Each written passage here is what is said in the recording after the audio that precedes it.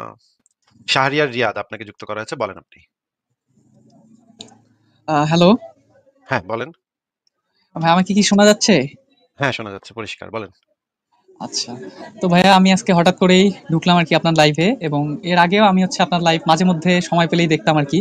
তো ওখান থেকে আমি দেখতাম যে আপনি ফিলিস্তিন এবং ইসরাইলের ইস্যু নিয়ে যখন কথা বলতেন, তো মাঝে মধ্যে আমি দেখতাম যে আপনি সবসময় ইসরাইলের পক্ষে আরকি সাপোর্ট নিয়ে কথা বলতেন।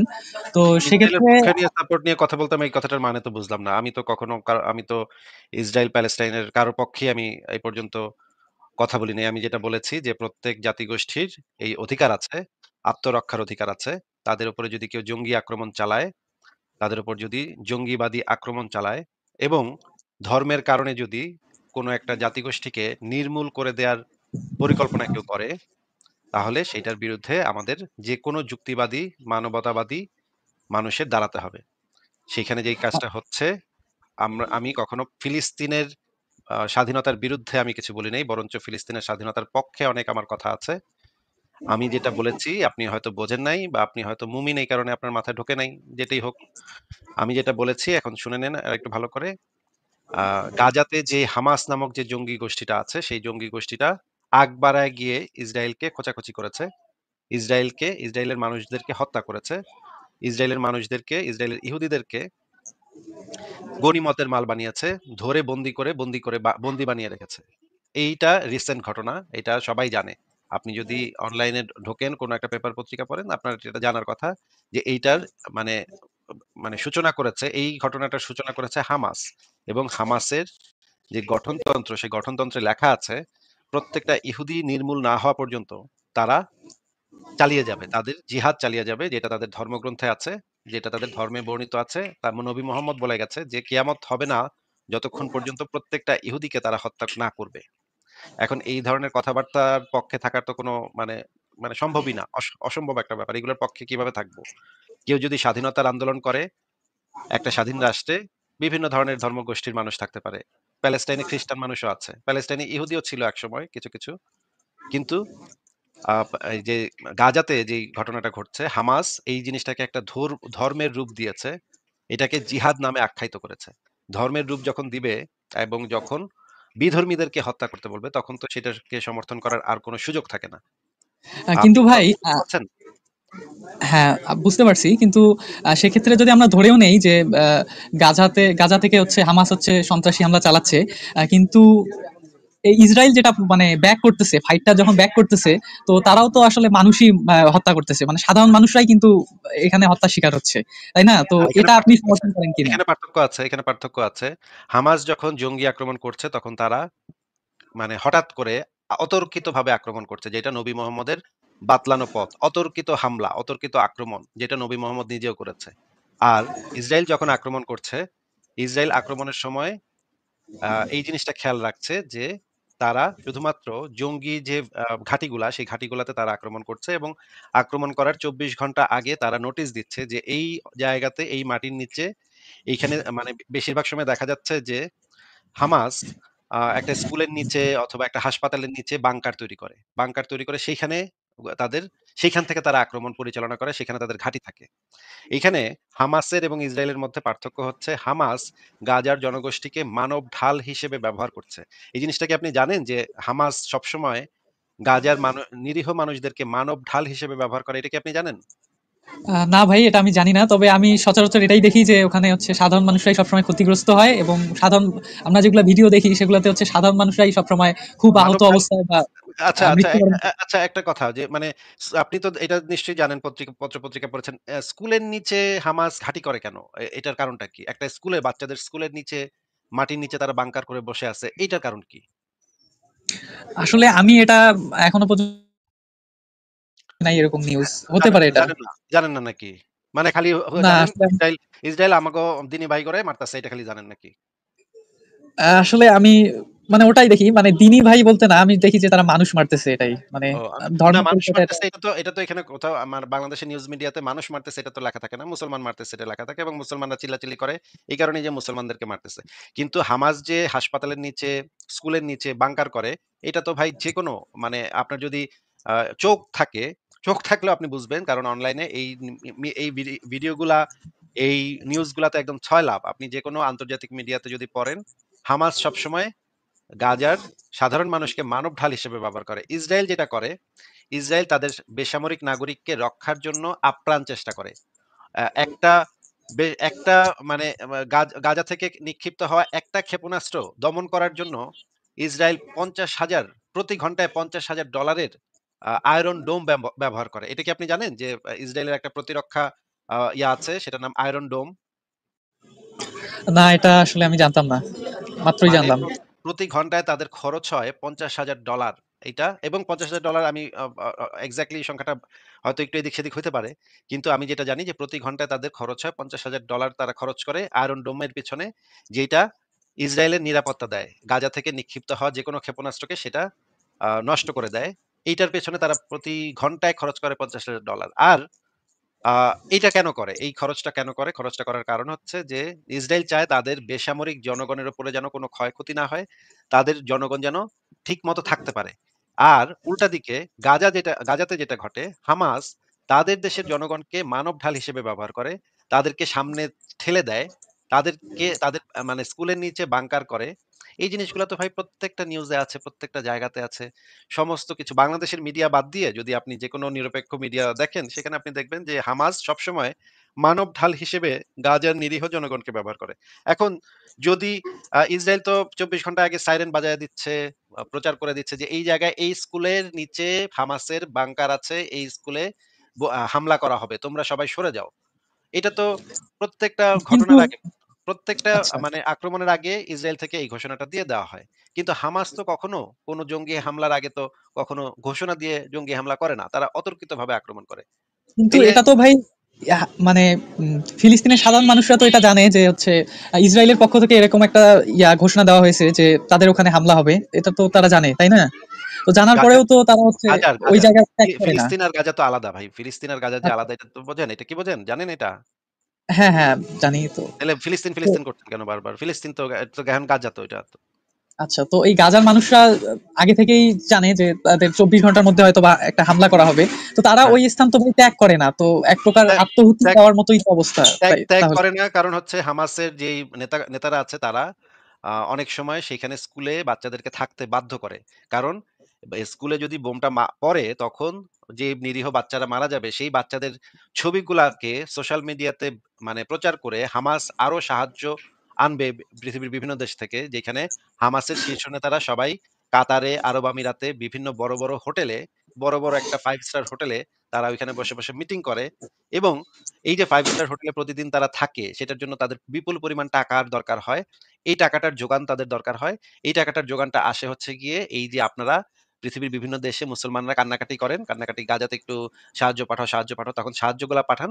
এই টাকাগুলা চলে যায় হামাসের যে নেতারা যারা কাতারে, আরব আমিরাতে বিভিন্ন বড়, বড় হোটেলে, দুবাইতে বড়, বড় হোটেলে তারা মানে বিলাসবহুল জীবনযাপন করে। সেখানে আপনারা টাকাটা পাঠান। এখন এই টাকাটা তো তাদের দরকার। এই টাকাটা তো তাদের মানে এই মানে যে ডোনেশন গুলা, সেই ডোনেশন গুলা সবসময় থাকতে হবে। এই সবসময় থাকার জন্য তাদের দরকার হচ্ছে সোশ্যাল মিডিয়াতে তাদের এই প্রচারটা করা যে কত বাচ্চা মারা যাচ্ছে। আহারে আমাদের কত বাচ্চা মারা যাচ্ছে। এই যে দেখো আমাদের অমুক। আচ্ছা তোমাদের যদি এত বাচ্চা মারা যায় তোমরা গিয়া মানে ইসরায়েলের পাছায় মানে খোঁচা মারছিলা কেন? আপনি একটু বলেন তো যে এত যদি কষ্ট, এত যদি দুঃখ, এত যদি মানুষ মারা গিয়ে থাকে, তাহলে হামাস গিয়ে ইসরায়েলের পাছায় গিয়ে খোঁচা মারছিল কেন ভাই? এটা একটু উত্তর দেন তো। এটা আসলে আমি জানি না, হয়তোবা তাদের না, না, আপনি তো তাইলে দুর্যোগের কিছুই কোনো জানেন না। আপনি পরিকল্পনা খালি ছিল। এটা জানেন ভাই, আপনি তো ভাই আমি তো এটা জানি না। আমি তো ওইটা জানি না ভাই। এই জানি না এই এইটা তো আপনি বাটপারি করতেছেন ভাই। আপনি ভালোভাবেই জানেন। আপনি ভালোভাবেই জানেন যে এই ঘটনার সূত্রপাত হামাস ঘটাইছে। এটা আপনি 100% ভালোভাবে জানেন। তারপরে ফাইজলামি মারাইতেছেন কেন? তো আমি যতদূর জানি যে তাদের কোনো দূরদর্শী পরিকল্পনা ছিল যে এই ওটাই হচ্ছে ঘটনা আমরা সবাই এই আশা ঘটনার করছিলাম। এই ঘটনার সূত্রপাত যে হামাস করছে, হামাস যে তাদের অতর্কিত আক্রমণ করছে এটা আপনি জানেন না? এটা আমি সম্ভবত ২০২৩ সালের মানে অক্টোবর মাসে যে হামলা করা হয়, তো ওটা থেকেই জানি যে ওটা হামলাটা হচ্ছে হামাস শুরু করছিল আর কি। তো ওটাই জানি যে হামাস শুরু করছিল, তাদের হয়তো বা কোনো দূরদর্শী পরিকল্পনা আছে। তাহলে তো পরবর্তীতে তো এই অবস্থা। হামাস শুরু করছিল, যেহেতু হামাস শুরু করছিল, তাহলে হামাসের এটা জানার কথা না যে যদি ইসরায়েলকে চেতায়, যদি ইসরায়েলকে খেপায়, তাহলে ইসরায়েল যে তাদের রাখবে না, ইসরায়েল যে তাদের মানে প্রত্যেকটা হামাস জঙ্গিরে ধইরা, ধইরা ছেঁচবে, এটা কি ওরা জানতো না নাকি? আপনি কি মনে করেন ওরা বোঝে নাই? না বুইঝা আক্রমণ করে ফেলাইছে? এখন আমরা এটাই মানে আমরা চিন্তা করছি যে হয়তোবা তারা আসলেই এবার খুব বড় সড় কোনো পরিকল্পনা করে হচ্ছে এই হামলাটা করছে। তো না, না, এটা তো পরিকল্পনা করে হামলা করতেছে। হামলা তো করবে হচ্ছে গিয়ে সামরিক বাহিনীর সাথে হামলা করবে। ইসরায়েলের বেসামরিক জনগণ একটা মানে সংগীতের আসর, সেখানে গিয়ে হামলা করা, একটা মিউজিক ফেস্টিভাল, সেখানে গিয়ে হামলা করার, সাধারণ মানুষকে হত্যা করার মানেটা কি?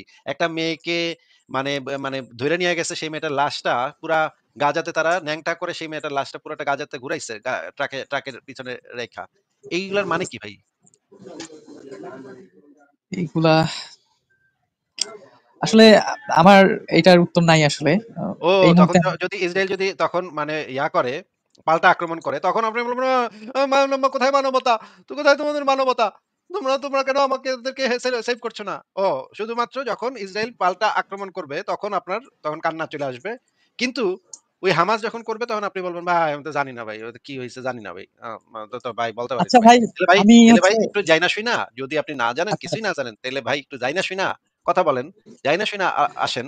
একটু আচ্ছা পইড়া ভাই আসেন। আমি নিউজ পেপার গুলো অন্তত পইড়া আসেন। আচ্ছা নেক্সট টাইম আমি অবশ্যই এগুলা হচ্ছে আপনি যেগুলা বললেন তো এগুলা হচ্ছে যাচাই বাছাই করে অবশ্যই কোনো প্রশ্ন থাকলে আসবো। আর আরেকটা হচ্ছে আমার প্রশ্ন আছে, সেটা কি আমি করব? আমি যেটা আমার যেটা অবস্থান সেটা হচ্ছে, ইসরায়েলের অবশ্যই আত্মরক্ষার অধিকার আছে। আত্মরক্ষা করার জন্য দরকার হলে গাজাতে ঢুইকা প্রত্যেকটা হামাস জঙ্গিরে দইরা একটা ছেইচ্চা এক্কারে করে ফেলা উচিত। তা ওদের দইরা নিয়ে যাওয়া উচিত। দইরা ওদেরকে একদম ছেঁচা উচিত। যে এই জঙ্গিগুলা সাধারণ নিরীহ ইসরায়েলির উপর আক্রমণ করে, তাদেরকে ধইরা একটা ছাঁচা উচিত। কড়া করে ছাঁচা উচিত, এবং এই জঙ্গিগুলার তো কোনো মাফ নাই। যেই জঙ্গিগুলা সাধারণ জনগোষ্ঠীর উপরে আক্রমণ করে। আর ইসরায়েল যখন আক্রমণগুলা করতেছে, এই রিসেন্ট যে আক্রমণগুলা করতেছে, অবশ্যই ইসরায়েলও আক্রমণ করতেছে। কিন্তু ইসরায়েল ঘোষণা দিয়ে আক্রমণ করে। ইসরায়েল লুকায় ছাপায় জঙ্গি হামলা করে না। ইসরায়েল ঘোষণা দেয়, ২৪ ঘন্টা সাইরেন বাজানো হয়। নোটিশ দেয়া হয় যে এই জায়গায় আক্রমণ করা হবে। অমুক তারিখে অমুক সময়ে এই জায়গায় আক্রমণ করা হবে। তোমরা এখান থেকে সরে যাও। তারপর যদি কেউ না সরে, তাইলে তো ভাই ওরা যদি মানে ঘাড়তেরামি করে বসে থাকে ওইখানে, তারা জানে যে ওদের নিচে মাটির নিচে বাংকার আছে, হামাসের বাংকার আছে। এটা জানার পরেও যদি উপরে ওরা বসে থাকে, তাহলে তো ভাই এটার জন্য দায়ী তো তারাই থাকবে। তারা যদি গাজার জনগোষ্ঠী যদি হামাসের মতো একটা জঙ্গি সংগঠনকে ভোট দেয়, এবং হামাসের মতো একটা জঙ্গি সংগঠনকে যদি শেল্টার দেয়, তাহলে শেল্টারের কাফফারাও তো তাদেরই দিতে হবে ভাই। এই যে পাকিস্তান যে ওসামা বিন লাদেনকে শেল্টার দিছিল, আফগানিস্তান যে ওসামা বিন লাদেনকে শেল্টার দিছিল, এটার কাফফারা তাদের দিতে হচ্ছে না? কাফফারা তো অবশ্যই দিতে হবে তাদের। আচ্ছা, তো ভাই আমার আরেকটি প্রশ্ন ছিল, তো ওটা কি করব? হ্যাঁ, বলেন। আচ্ছা, তো আমরা জানি যে মানে ইসলাম ধর্ম একসময় মক্কা মদিনা বা মধ্যপ্রাচ্যের মধ্যেই সীমাবদ্ধ ছিল আর কি। তো পরবর্তীতে যখন ইসলাম ধর্ম সারা বিশ্বে ছড়িয়ে পড়ে, তো এটার যে প্রসেস, অর্থাৎ আমি যতদূর জানি যে সাহাবীরা হচ্ছে ইসলাম প্রচার করার জন্য বিভিন্ন জায়গায় রাজাদের কাছে গিয়ে বা স্থানীয় শাসকদের কাছে গিয়ে ইসলামের দাওয়াত দেয়। তো এভাবেই আর কি ইসলামটা প্রচার লাভ করে। তো আমার এখানে প্রশ্ন না, হচ্ছে এভাবে যে এভাবে দাওয়াত দেয়, এভাবে ইসলামটা প্রচার লাভ করে, এভাবে তো হয় নাই ভাই। ওটা ভুল জানেন তাহলে। হ্যাঁ, হ্যাঁ, আমি মানে আসলে এই সম্পর্কে জানতে চাচ্ছি মোহাম্মদ যে এবং মোহাম্মদের অনুসারীরা বিভিন্ন মানে রাজা বাদশার কাছে ইসলামের দাওয়াত দেয়, এবং হুমকি দিয়ে চিঠি পাঠায়। বিভিন্ন ধরনের হুমকি-ধামকিমূলক চিঠিপত্র পাঠায়। যে তোমরা যদি ইসলাম কবুল না করো, তাহলে তোমাদের বিরুদ্ধে জিহাদ করা হবে, তোমাদের তোমাদের এখানে আক্রমণ করা হবে। আমরা একটা মোহাম্মদের প্রেরিত একটা চিঠি দেখি। একটা উদাহরণ দিচ্ছি, যে উদাহরণটা আমরা একটু দেখে সেখান থেকে আমরা বুঝতে পারবো যে আসলে কি টাইপের চিঠিপত্র পাঠাইতো মোহাম্মদ তাদেরকে। আমরা একটা নমুনা দেখি। আ আচ্ছা, এইটা হচ্ছে সিরাতুল রাসূলুল্লাহ সাল্লাল্লাহু আলাইহি সাল্লাম গ্রন্থ থেকে আমি দেখাচ্ছি। এইটার লেখক হচ্ছে বাংলাদেশের প্রখ্যাত আলেম মোহাম্মদ আসাদুল্লাহ আল গালিব, আহলে হাদিস আন্দোলনের অত্যন্ত প্রখ্যাত আলেম। আ আসাদুল্লাহ আল গালিব, হাদিস ফাউন্ডেশন বাংলাদেশ, পৃষ্ঠা নম্বর ৪৭৮। এখানে যে জিনিসটা লেখা আছে, ওমানের সম্রাটের নিকটে পত্র। ওমান তো অনেক দূরে, তাই না? শারিয়া রিয়াদ, হ্যাঁ জি ভাই। মক্কা থেকে তো অনেক দূরে। এখন ওমানের সাথে তো আর মুহাম্মদের কোনো শত্রুতা ছিল না নাকি? না, দূর-দূরান্ত পর্যন্ত কোনো শত্রুতা নাই। আচ্ছা পড়েন তো এখানে কি লেখা আছে, চিঠিটাতে কি লেখা আছে একটু পড়েন তো। ওমান সম্রাটের নিকটে পত্র, অষ্টম হিজরির জুলকাদা মাসে ওমানের খ্রিস্টান সম্রাট জায়ফার ও তার ভাই আবদ এর নামে আল্লাহর রাসূল সাল্লাল্লাহু আলাইহি সাল্লাম পত্র লেখেন।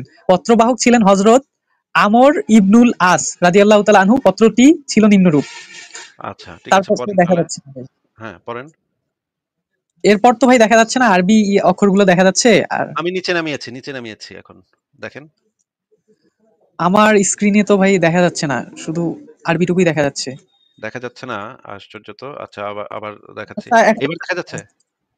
দেখি। না, এবারও দেখা যাচ্ছে না। আচ্ছা, এখন দেখা যাচ্ছে ভাই, এখন এখন দেখা যাচ্ছে। আচ্ছা, আমি পড়ছি। আচ্ছা ঠিক আছে। পড়েন তাহলে।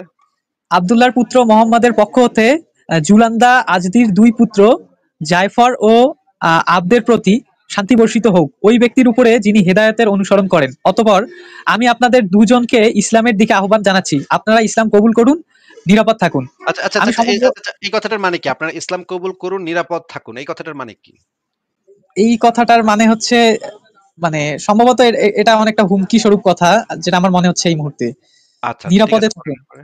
পড়েন এরপরে, হ্যাঁ। আচ্ছা, আমি সমগ্র মানবজাতির প্রতি আল্লাহর রাসূল হিসেবে প্রেরিত হয়েছি, যাতে আমি জীবিতদের সতর্ক করি এবং কাফিরদের বিরুদ্ধে অভিযোগ প্রতিষ্ঠিত হয়ে যায়।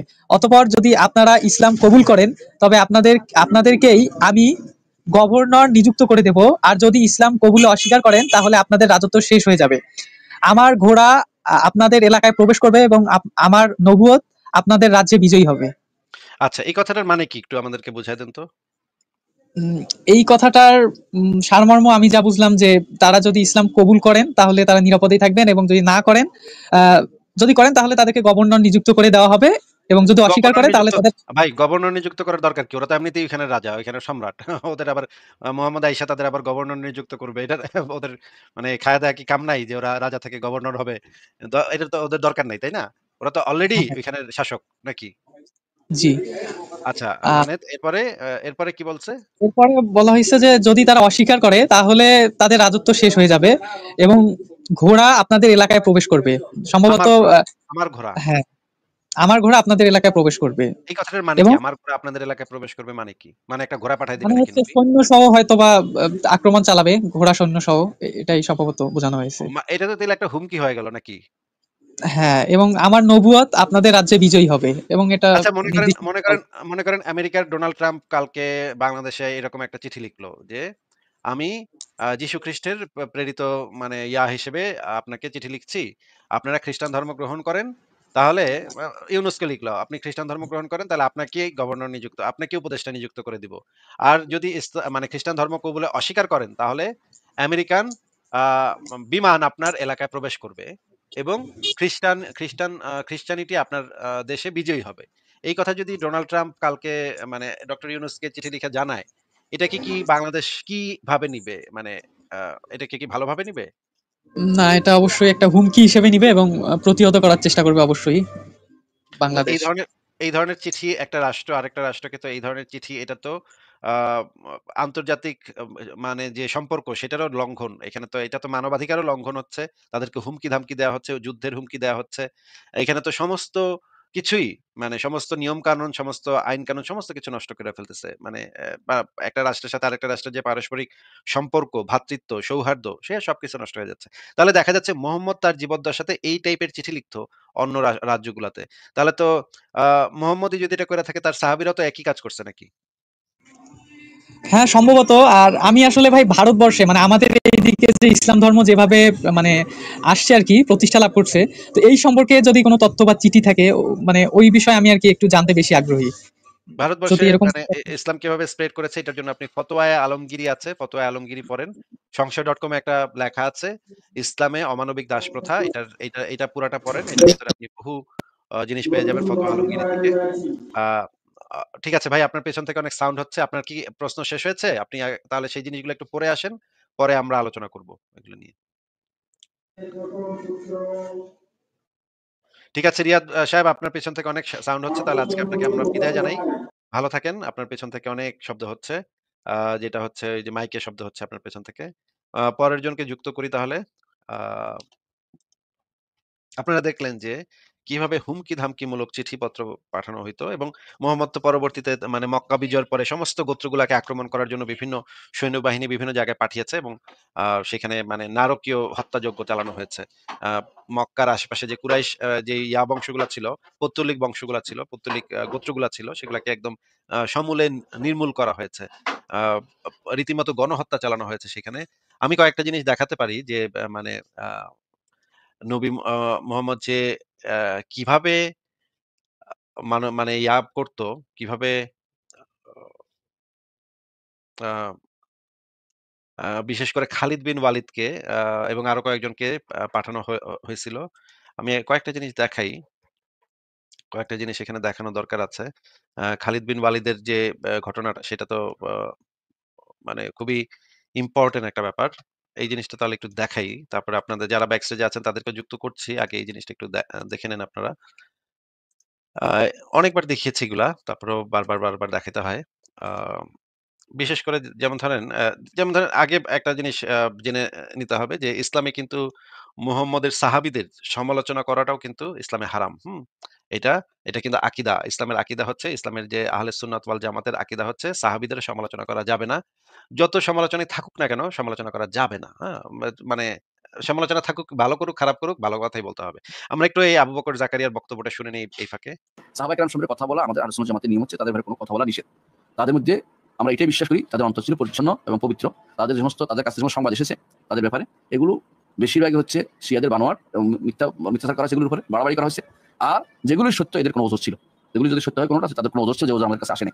এটা আমাদের বিশ্বাস করতে হবে সাহাবায়ে কেরাম। আল্লাহ তাআলা বলছেন আল্লাহ এই দোয়া করছে আমাদেরকে তাদের জন্য ওয়ালা তাজআল ফি কুলুবিনা গিল্লাল লিযিনা আমানু। আল্লাহ আমাদের অন্তরে তাদের বিরুদ্ধে কোনো রকমের হিংসা বিদ্বেষ বা তাদের বিরুদ্ধে কোনো রকমের খারাপ কথা যেন আমরা না বলি। অথচ দুর্ভাগ্যের বিষয় কিছু মানুষ আছে মুআবিয়া রাদিয়াল্লাহু বিরুদ্ধে কথা বলে, কিছু মানুষ আছে আবু বকর ওমরের বিরুদ্ধে কথা বলে, কিছু আছে এর পরবর্তী লোকদের বিরুদ্ধে কথা বলে, ওসমান রাদিয়াল্লাহু বিরুদ্ধে কথা বলে, কেউ আলীদের বিরুদ্ধে কথা বলে। সবই হচ্ছে পথভ্রষ্টতা। এগুলি আমরা যতক্ষণ থাকবো ততক্ষণ কেউ কোনো হেদায়েত পাবে না। হেদায়েত পেতে হলে অবশ্যই আহলে সুন্নাত জামাতের আকীদার মধ্যে আসতে হবে। আহলে সুন্নাতের আকীদা হচ্ছে এটা যে সাহাবায়ে কেরামের এই সমস্ত ব্যাপারে আমাদের কোনো কথা নেই। আচ্ছা, মানে ইসলামের আকীদা হচ্ছে সাহাবীরা যাই করুক না কেন, না যাইনেই আপনি জানেনও না কি করছে না করছে, এটা ভালো করছে নাকি মন্দ করছে এটা আপনি আর যাচাই করে দেখতে পারবেন না। আপনি মানে জাজ করতে পারবেন না যে এটা কাজটা কি ভালো ছিল নাকি খারাপ ছিল। এইটা যাচাই করার কোনো ওয়েই ইসলাম রাখে নাই। কারণ সবই ভালো করছে। হ্যাঁ? যা করছে সবই ভালো। ঠিক আছে? কারণ হচ্ছে মুহাম্মদ বইলা গেছে সাহাবীদের কোনো দোষ ত্রুটি বর্ণনা করা যাবে না। দোষ ত্রুটি লুকায় রাখতে হবে। দোষ ত্রুটি যাই থাকুক না কেন বলতে হবে ভালো করছে। হ্যাঁ? এটাই ভালো। তো এইটা যখন পরিস্থিতি হয়, যখন এটা একটা অন্ধবিশ্বাসে পরিণত হয় যে অমুক ব্যক্তির আ খারাপ কিছু বলা যাবে না। হুম? অমুক ব্যক্তি সম্পর্কে আপনি যত তথ্য প্রমাণই পান না কেন, আপনার কিন্তু আর মানে তাই সেটা সমালোচনা করার কিন্তু আর কোনো ওয়ে নাই। কারণ এটা তো সমালোচনা করাই যাবে না। তাহলে দেখেন এই জায়গাতেই মানে সাহাবীদের দোষ ত্রুটি বর্ণনা করা তো হারাম কইরা এই জায়গাতেই বন্ধ করে দিল যে আ তারা কি করছে না করছে সেগুলো এখন আর আমরা আ যাচাই করতে পারব না। ইসলামের ভিতরে থাকলে সেগুলো যাচাই করা সম্ভব না। ঠিক আছে? এখন আমরা দেখি যে খালিদ বিন ওয়ালিদের মানে ঘটনাটা কি? দেখেন এই জিনিসটা আমি দেখাচ্ছি আর রাহিকুল মাকতুম থেকে ৪৬৬ নম্বর পৃষ্ঠা। আ ১ম এ আমরা দেখি যে রাসূলুল্লাহ সাল্লাল্লাহু আলাইহি ওয়াসাল্লামের মক্কায় অবস্থান এবং কর্ম। রাসূলুল্লাহ মক্কায় ১৯ দিন অবস্থান করেন। উল্লেখিত সময়ের মধ্যে তিনি ইসলামের পুনরুজ্জীবন প্রক্রিয়ায় তৎপর থাকেন এবং মানুষকে হিদায়াত ও তাকওয়ার আদেশ দিতে থাকেন। উল্লেখিত সময়ের মধ্যেই নবী এর নির্দেশক্রমে আবু উসাইদ খোজাই নতুনভাবে হারামের সীমানা স্তম্ভ খাড়া করেন এবং ইসলামের দাওয়াত প্রদান ও মক্কার পার্শ্ববর্তী স্থানসমূহে মূর্তিগুলো ভেঙে ফেলা হয়। অধিকন্তু নবী এর পক্ষ হতে ঘোষণাকারী মক্কায় ঘোষণা দিতে থাকেন নিজ গৃহে কোনো মূর্তি রাখবেন না। যদি ঘরে মূর্তি থাকে তাকে অবশ্যই ভেঙে ফেলতে হবে। এরপরে মুহাম্মদ আ বেশ কয়েক জায়গাতে সৈন্যবাহিনী পাঠান। দেখেন বিভিন্ন অভিযান ও প্রতিনিধি প্রেরণ। মক্কা বিজয়ের সঙ্গে সংশ্লিষ্ট যাবতীয় কাজকর্ম সুসম্পন্ন করার পর যখন তিনি কিছুটা অবকাশ লাভ করলেন তখন অষ্টম হিজরির ২৫ রমজান উজ্জা নামক দেবমূর্তি বিনষ্ট করার উদ্দেশ্যে খালিদ বিন ওয়ালিদের নেতৃত্বে একটি ছোট সৈন্যদল প্রেরণ করেন। উজ্জা মূর্তির মন্দিরটি ছিল নাখলা নামক স্থানে। এটি ভেঙে ফেলে খালিদ প্রত্যাবর্তন করলে রাসূলুল্লাহ তাকে জিজ্ঞেস করেন, "তুমি কি কিছু দেখেছিলে?" মানে হুদাহুদি উজ্জা নামক কিছু লোক উজ্জা দেবীর পূজা করত। তাদের একটা মূর্তি মূর্তি ছিল, একটা মন্দির ছিল। নাকলা নামক স্থানে। সেখানে তারা পূজা-টুজা করত। তারা কিন্তু মুহাম্মদকে আইসা আগ বাড়ায় কোন কিছু করে নাই বা তাদের সাথে কোন শত্রুতা নাই। মুহাম্মদ যেহেতু এখানে মূর্তি ছিল, ওই মূর্তিটা ধ্বংস করার জন্য, মূর্তি এবং মন্দির ধ্বংস করার জন্য, ওদের ধর্মটাকে নষ্ট করে দেওয়ার জন্য একটা ছোট সৈন্যদল খালিদ বিন ওয়ালিদের নেতৃত্বে পাঠাইল।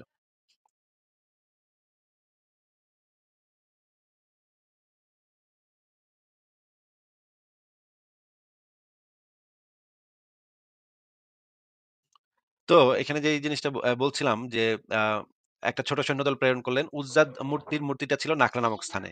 এটা ভেঙে ফেলে খালিদ প্রত্যাবর্তন করলে রাসূলুল্লাহ তাকে জিজ্ঞেস করেন, "তুমি কি তাকে কিছু দেখেছিলে?" খালিদ বললেন, "না।" রাসূলুল্লাহ ইরশাদ করলেন, "তাহলে প্রকৃতপক্ষে তুমি তা ভাঙোনি। পুনরায় যাও এবং তা ভেঙে ফেলো।" উত্তেজিত খালিদ কসুমুক্ত তরবারি হস্তে পুনরায় সেখানে গমন করলেন। এবারে বিক্ষিপ্ত ও বিষ্টস্ত চুল বিশিষ্ট এক মহিলা তাদের দিকে বের হয়ে এলো। মন্দির প্রহরী তাকে চিৎকার করে ডাকতে লাগলো। কিন্তু এ সময় খালিদ তরবারি দ্বারা তাকে এতই জোরে আঘাত করলেন যে তার দেহ দ্বিখণ্ডিত হয়ে গেল। মানে ওই যে ২য় বার যখন খালিদ ওইখানে গেল, গিয়ে দেখলো যে একটা মন্দির থেকে একটা মহিলা, আ হয়তো পাগল টাইপের মহিলা, বিক্ষিপ্ত চুল, এলোমেলো চুল, সে বের হয়ে আসতেছিল এবং মন্দিরের যে প্রহরী তাকে ওই মহিলাকে আবার ডাকতেছিল। এরকম সময় খালিদ যেটা করল যে এমন জোরে তাকে আঘাত করল তরবারি দ্বারা, তার দেহটা ২ ভাগ হয়ে গেল। মানে হয়তো মাঝখান থেকে কোপ দিছে এবং একদম শরীরটা ২ ভাগ হয়ে গেছে, অথবা পেটের এই জায়গায় কোপ দিছে, শরীরটা ২ ভাগ হয়ে গেছে একদম। হ্যাঁ?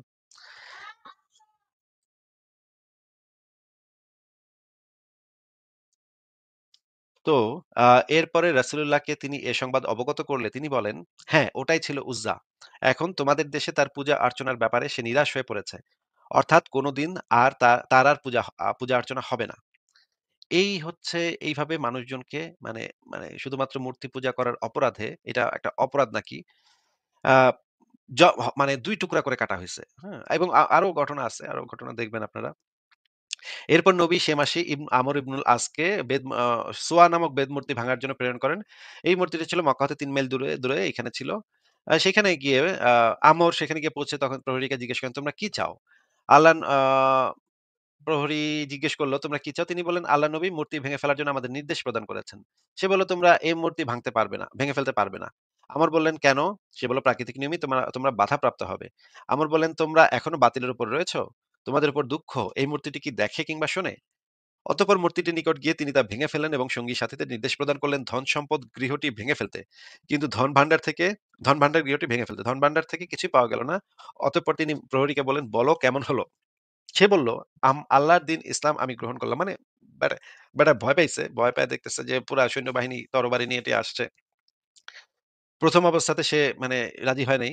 বলতেছে যে তোমরা বাধাপ্রাপ্ত হবে। কিন্তু পরে যখন দেখলো যে ভেঙে-টেঙে ফেলতেছে এবং মানে আক্রমণ করতেছে, তখন নিশ্চয়ই সে ভয়ে বলতেছে যে, "হ্যাঁ, হ্যাঁ ভাই, আমি আল্লাহর দিন গ্রহণ করলাম, ইসলাম গ্রহণ করলাম।"